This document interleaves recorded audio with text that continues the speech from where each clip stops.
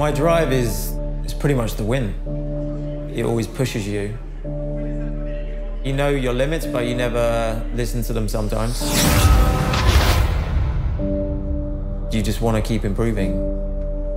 And sometimes it's not going to go your way, but you always think about the next time, you know? Ultimately, every time you get in the car, as long as you're thinking about how you can get better, how you can improve, that's kind of what the drive is.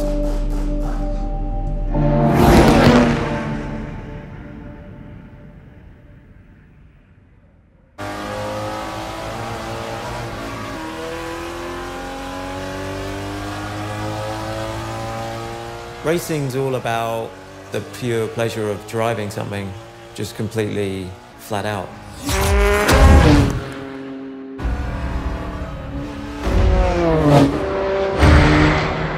You're doing, I suppose, top speeds plus 320 kilometers an hour.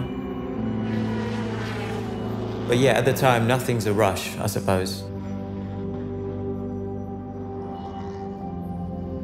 It's kind of hard to describe. It's, you feel like you're part of it. You're part of the car. You know, you're telling it what to do, and it's telling you what it wants and what it doesn't want. You know, it's kind of, because you're strapped into it, you know, you feel everything. You know, the tires, the chassis, the engine, you know. The gearbox is telling you loads of little things.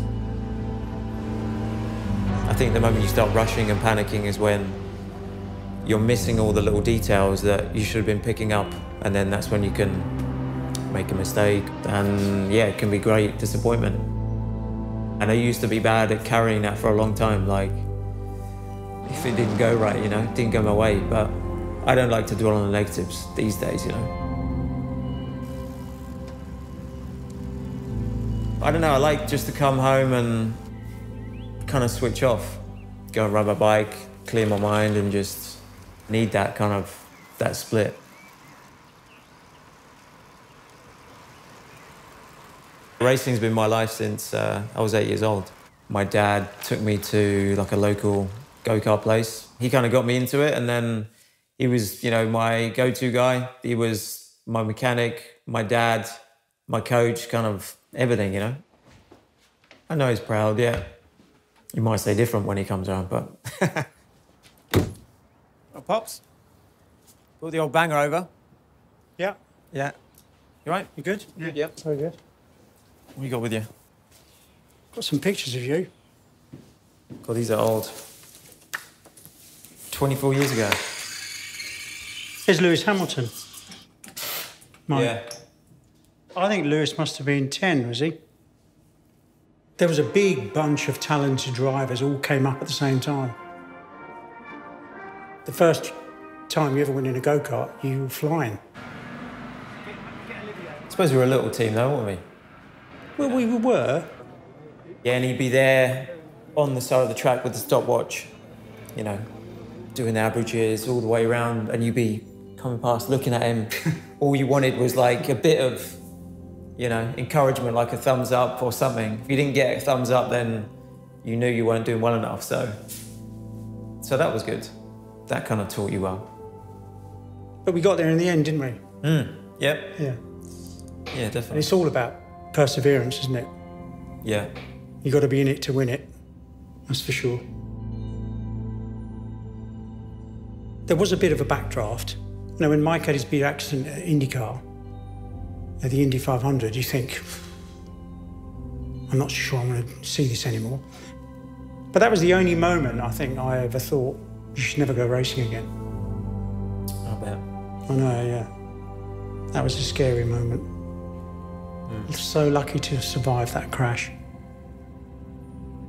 The biggest one I had, yeah, was Indy 500 in 2010.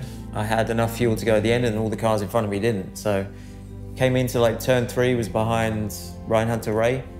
And I clipped his back wheel, and yeah, as soon as I was airborne, I was like, oh shit.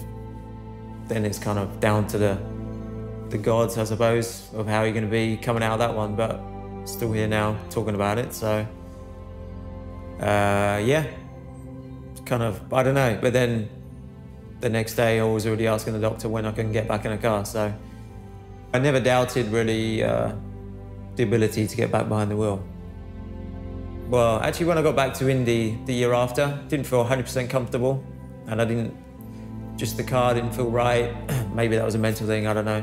I just felt like it was just too much risk. Maybe I should not do this style anymore of racing, so that was a tough decision. Hello and welcome to Spa-Francorchamps for the start of the FIA World Endurance season, the super season. I look back on it now and think it was probably the best decision I ever made, because it opened up my eyes to all the sports car racing, and I just really enjoy where I am at the moment. The number 7 set the fastest laps of all, but a discrepancy with their fuel flow measuring equipment means that they have been penalised. They will start the race not from pole position, but from the pit lane, a lap after the rest of the field. Yeah, no, I definitely don't see the crash as a negative, really. I think it changed me as a driver for the better. You know, mentally, just being stronger. Red lights are on as they charge to the line. We are green for the start of the Total 6 Hours of Spa-Francorchamps. Mike Conway starts to make his preparations. Car won't be rolled out of the garage until pretty much the leaders are coming towards the end of the first racing lap.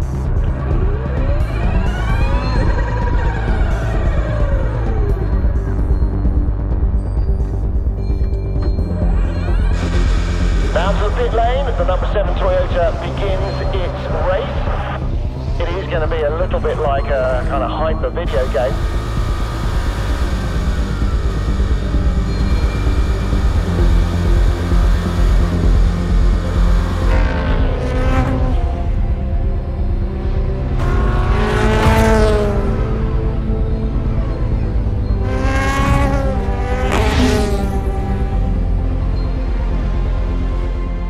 It's all about winning.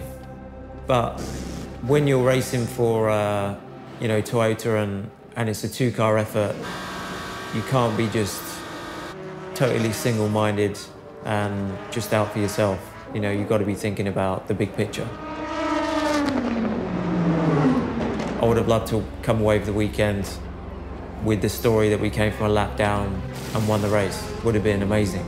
I'd have been, you know, on cloud 9 since then.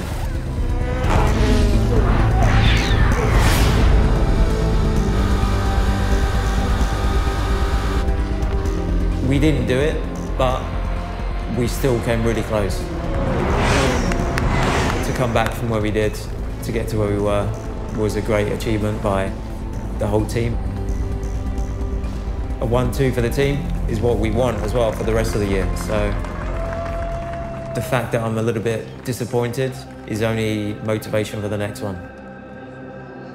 On to the big one now, to Le Mans.